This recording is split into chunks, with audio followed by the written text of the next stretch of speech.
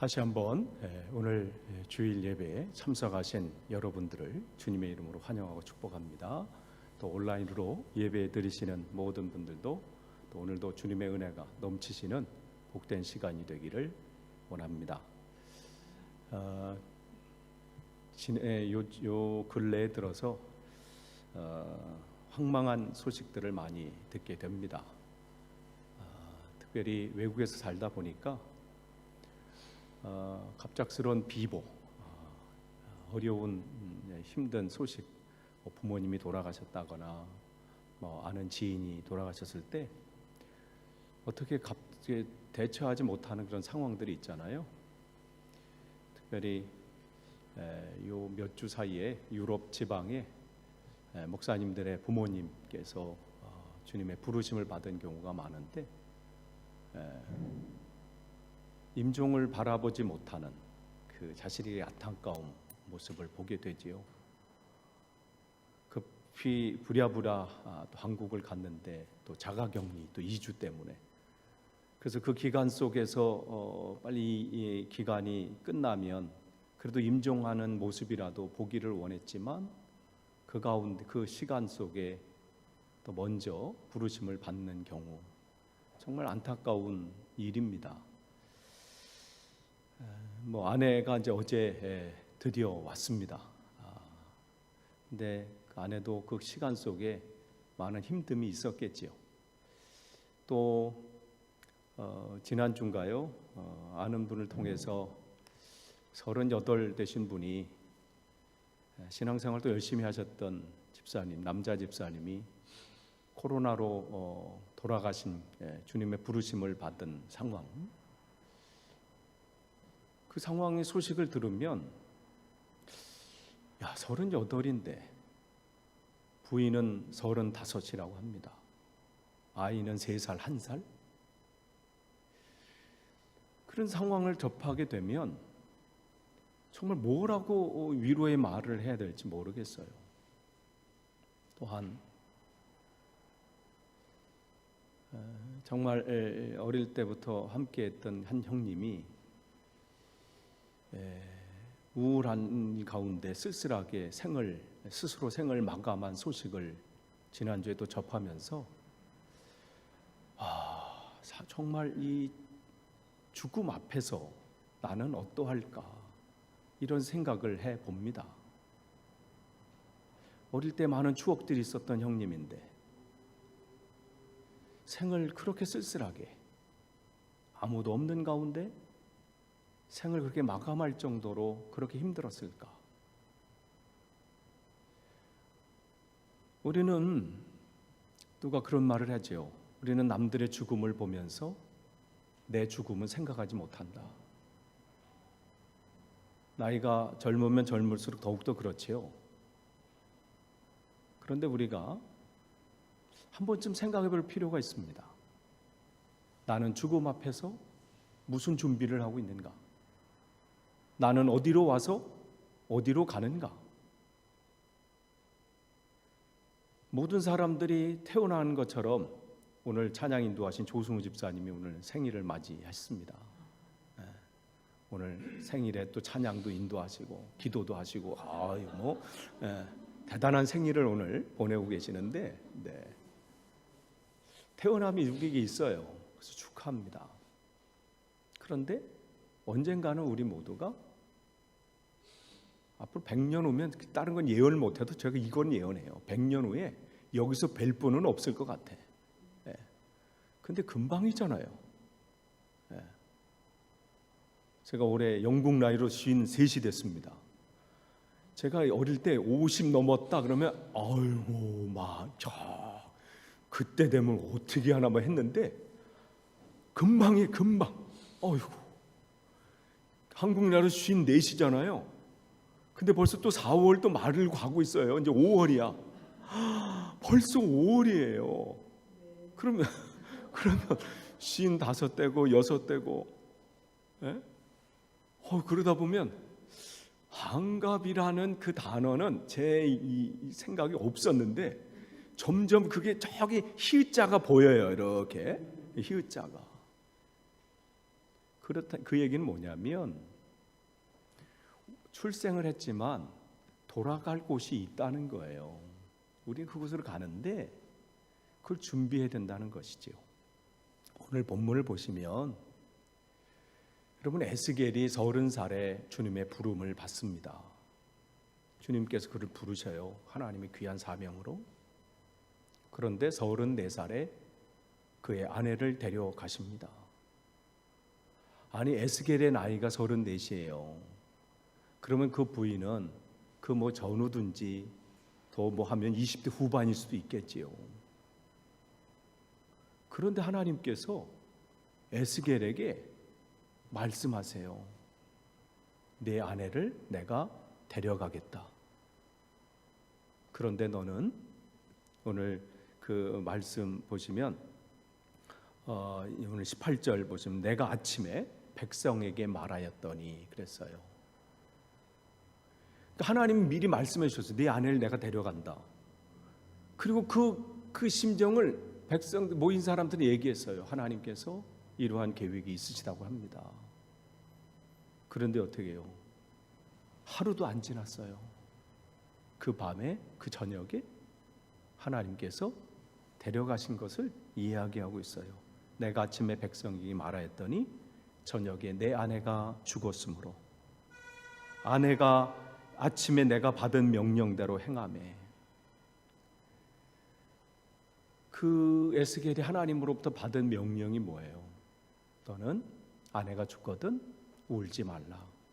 애통해하거나 슬퍼하거나. 한 가지 허락한 거 있어요. 조용히 속으로 흐느껴라. 이 본문을 읽으면 이때의 에스겔의 심정은 어땠을까? 그런 질문을 하지 않았을까요? 하나님, 내가 사명 감당하는 건 좋습니다. 내가 하나님의 사명을 감당하고 하나님의 일을 하고 좋은데 왜 하필이면 내 아내입니까? 왜 하필이면 나에게입니까? 저에게도 만약 그런 상황이 온다면 저도 질문했을 거예요. 이 아내가 무슨 병에 걸렸다든지 아니면 뭐 몸이 원래 약했다든지 그럼 모르겠어요. 근데 그런 내용이 없습니다. 만약 그런 거 있다면 사람들도 모여서 그 당신의 아내가 죽은 것은 무슨 일입니까? 왜 하나님께서 이를 통해서 뭘 얘기하시려고 합니까? 모여들지 않았을 거예요. 그런데 하나님이 갑자기 가정에 정말 자상한 아빠로서 그랬던 그 집사님을 왜 데려가셨습니까? 그 집에 하나밖에 없는 그 아들, 외동 아들인데 그 부모님의 심정은 하나님 어떻게 여러분 하나님 어떻게 하시려고 데려가십니까? 그를 알고 있는 분들도 정말 안타까운데 그의 젊은 아내나 하나밖에 없는 아들을 먼저 보낸 그 부모님의 마음은 오죽하겠습니까? 그런데 지금 에스겔은 그 소식을 또 하나님으로부터 들었어요. 그리고 어떤 다른 사건이 아니라 하나님이 그렇게 하신 거예요. 그 앞에서 마음껏 울지도 못합니다. 마음껏 뭐라고 원망도 못합니다. 하나님께서. 그러면 더더군다나 오늘 우리가 읽은 본문엔 그 초상집에서 음식도 먹지 말라고 그래요. 그 당시에 초상집에서 음식을 먹지 말라라는 것은 음식은 어떤 거냐면 사람들이 그 갑자기 경황이 없잖아요. 초상이 나고 나면. 그러니까 음식들을 가지고 오거든요. 그래서 그 당시에도 같이 음식을 가져와서 함께 나누고 음식을 나누는 것은 위로의 시간을 가졌다는 얘기예요. 그것도 하지 말라는 거예요.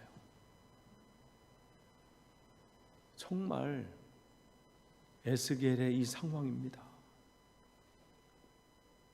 거기 16절에 아까 읽은 거기 보면 내가 인자야 에스겔에게 말씀하시죠. 내 눈에 기뻐하는 것을 한 번 쳐서 빼앗으리니 아내를 얘기하는 겁니다. 너는 슬퍼하거나 울거나 눈물을 흘리거나 하지 말며 17절에 죽은 자들 그를 위해서 슬퍼하지 말고 조용히 그냥 흐느끼는 정도 해라. 그리고 수건으로 머리를 동이고, 수건으로 머리를 동인다는 것은 뭐 그 당시에는 감당할 수 없는 고통과 힘겨운 시간들을 보내면 사람들이 머리를 풀어 헤치고, 우리가 사극에서도 많이 보잖아요. 머리를 풀어 헤치고 그렇게 고통의 표현을 하거든요. 그런데 하나님 그것도 하지 말고 그냥 머리를 동여서 아무 일도 없었던 것처럼 하라는 거예요. 그리고 입술을 가리지 말고, 입술을 가린다는 것이 당시 뭐냐면 내 슬픔에 이거를 표현하는 거거든요. 그런데 입술을 가리지 말라는 거예요. 그리고 초상집에서 먹는 음식을 먹지 말라. 우리는 살다 보면 이렇게 감당하기 어려운 슬픔을 맞이할 때가 있습니다. 왜 이런 일이 내게 일어났는지, 왜 이런 상황을 하나님께서 내게 허락하셨고 우리 가정에 허락하셨는지 이해가 안 될 때가 있습니다. 그런데 에스겔은 그 상황 속에서도 뭘 보는 거예요? 하나님의 뜻이 이루어지길 원하는 거죠. 우리가 하나님께서 그에게 왜 네 아내여야 하는지는 말씀하지 않으셨습니다. 그 이스라엘을 책망하시기 위해서 다른 방법도 많고 다른 상황도 있을 텐데 왜 네 아내여야 하는지는 말씀이 없으셨어요. 그런데 에스겔은 그게 자기 아내든 어떤 상황이든 그는 하나님의 뜻을 거기서 본 것입니다.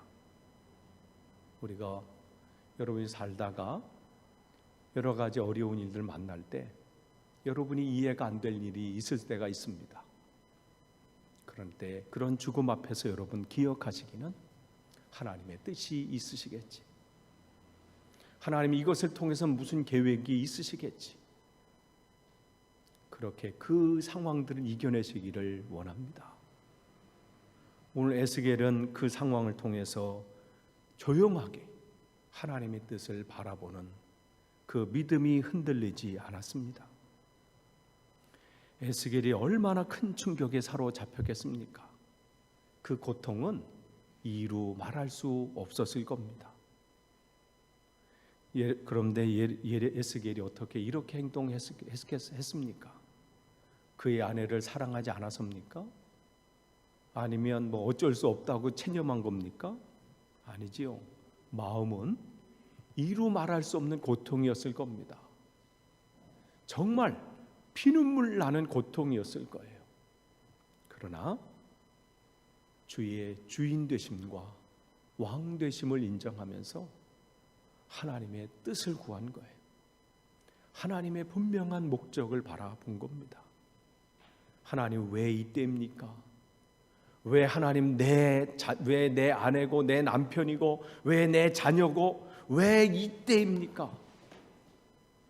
왜 꼭 에스겔의 아내여야 하는지, 왜 내 아들이어야 하는지, 왜 내 남편이어야 하는지, 왜 내 사랑하는 동생이어야 하는지, 왜 내 사랑하는 딸이어야 하는지 우리는 모릅니다. 때로는 이해가 안 됩니다. 다만 에스겔은 하나님의 이스라엘 향한 하나님의 계획과 목적을 바라보면서 순종할 뿐이었습니다. 죽음 앞에서 우리는 먼저 바라봐야 될 것이 하나님의 주인 되심을 다시 보는 것입니다. 그곳에서 하나님께서 무슨 일을 하려고 하시는지 잠잠히 바라보는 것입니다. 또한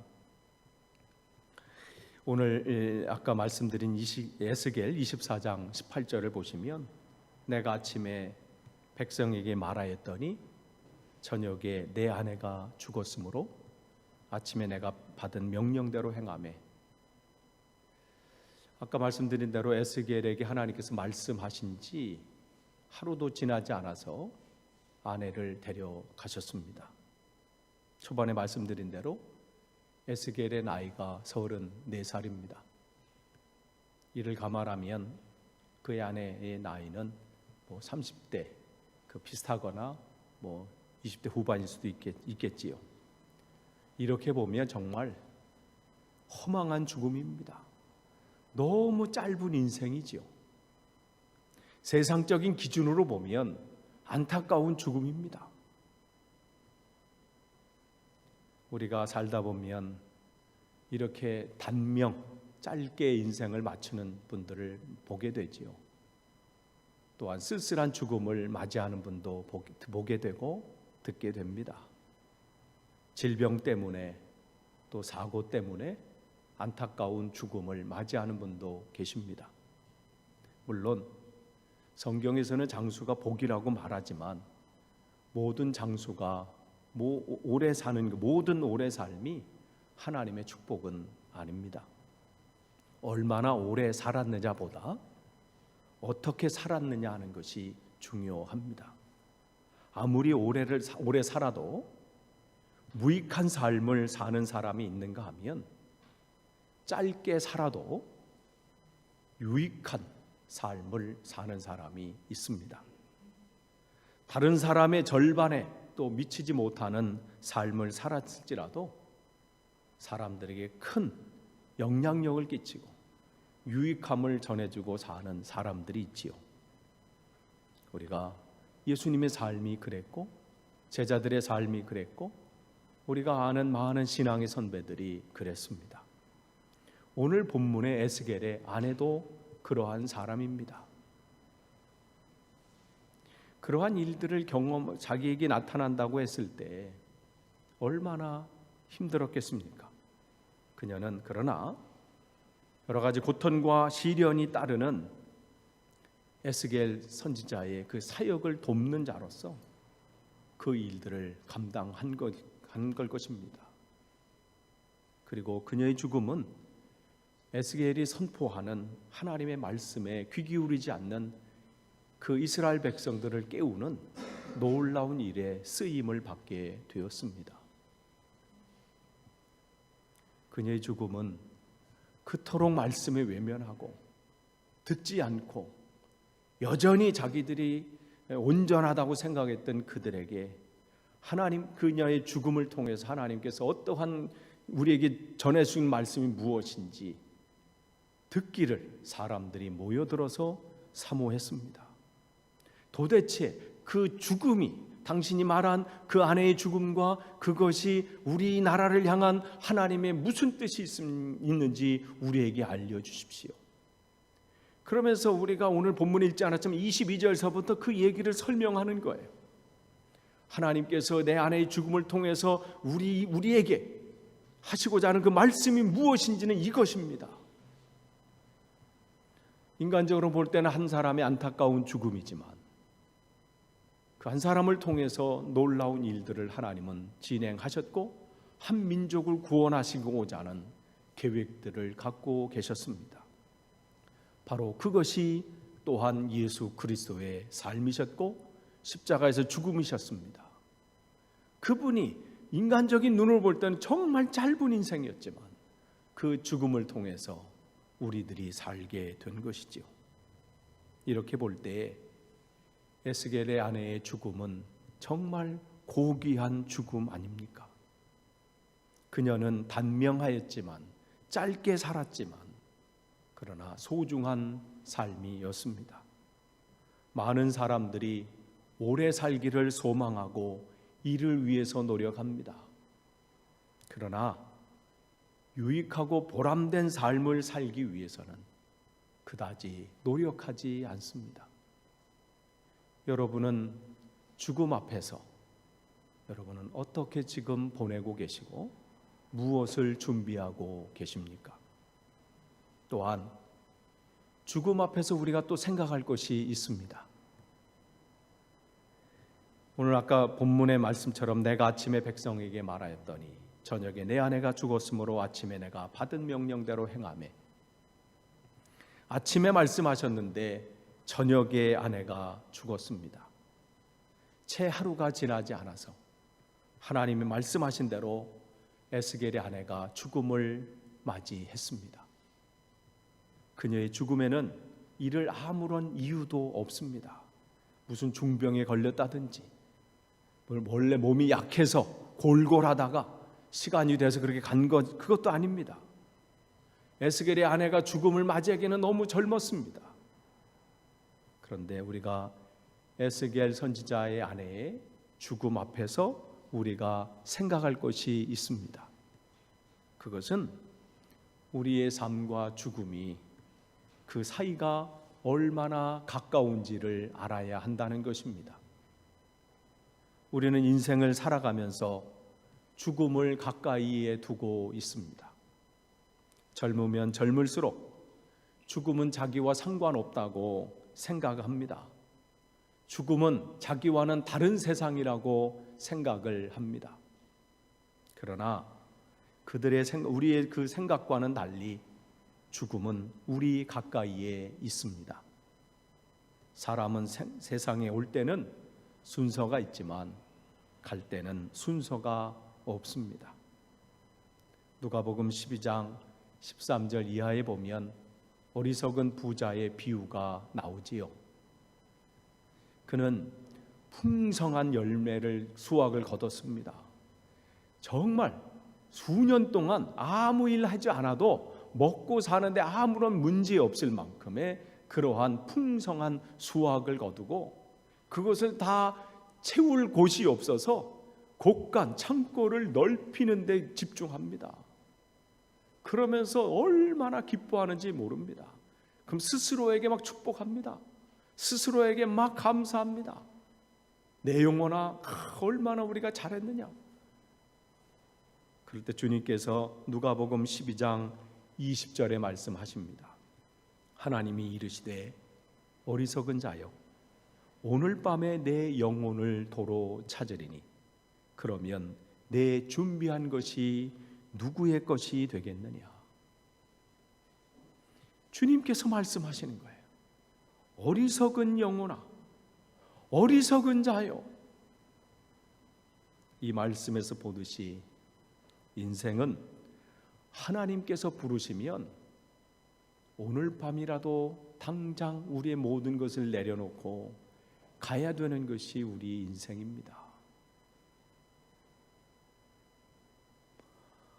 어릴 때부터 함께 했던 그 형님이 그렇게 허무하게 인생을 끝난 소식 들었을 때 남의 얘기가 아니라 나는 지금 뭘 준비하고 있는가를 생각해 봤습니다. 함께 우리 집에 방문했던 첫째를 생각하면서도 마찬가지지요. 아까 말씀드린 것처럼 사람은 언제나 남의 죽음을 보고도 자신의 죽음을 모르고 산다라는 그 말처럼 늘 죽음을 대비하는 삶을 살아야 합니다. 이는 단지 생을 마감할 준비를 해야 된다는 말이 아니에요. 무슨 영정사진을 미리 찍어놓고 장례식장을 미리 어떻게 하고 이런 걸 준비하라는 것이 아니라 내 영혼이 가야 할 그 집을 준비해 놓아야 된다는 거예요. 런던이든 한국의 서울이든 어디든 요즘 젊은이들에게 집을 얻는다? 내가 내 집을 마련한다?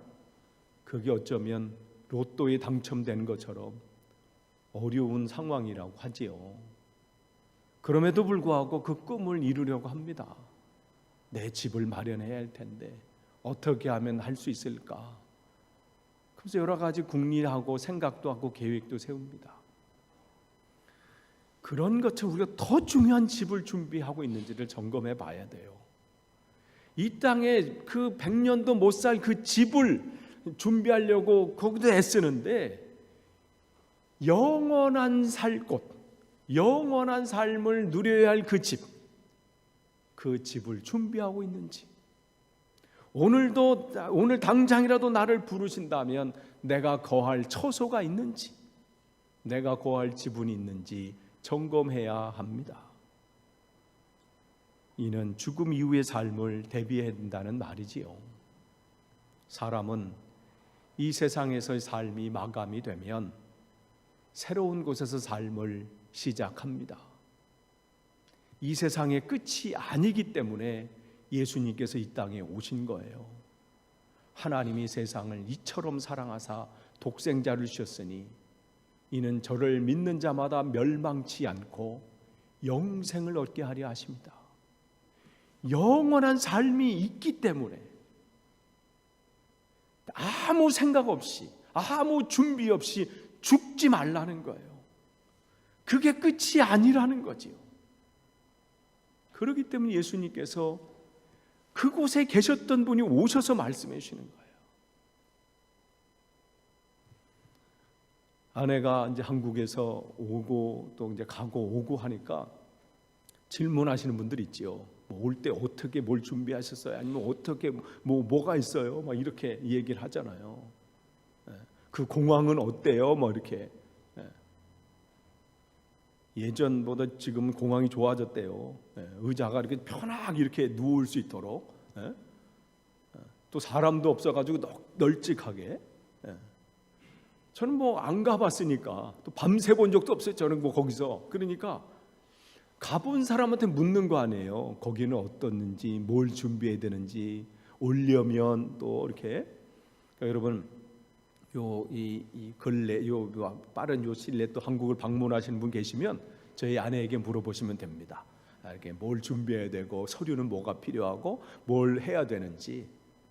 가본 사람이 알아요. 안 가보면요, 그냥 이렇게 얘기하지만 가본 사람이 알아. 그것도 가봐도요, 좀 시간이 지나면 안 돼. 또 바뀌니까. 그렇기 때문에 예수님께서 그 하나님의 나라를 아시는 분이 이곳에 오신 거예요. 그래서 그곳을 가려면 뭘 준비해야 되는지 그걸 말씀해 주신 것이죠. 그렇기 때문에 여러분, 우리가 죽음 앞에서 점검할 것이 있습니다. 나는 지금 무엇을 준비하고 있는가? 이 땅에서 삶은 길어야 평균 100년, 많이 잡아야 100년 넘겠습니까? 하지만 죽음 이후의 삶은 영원한 삶입니다.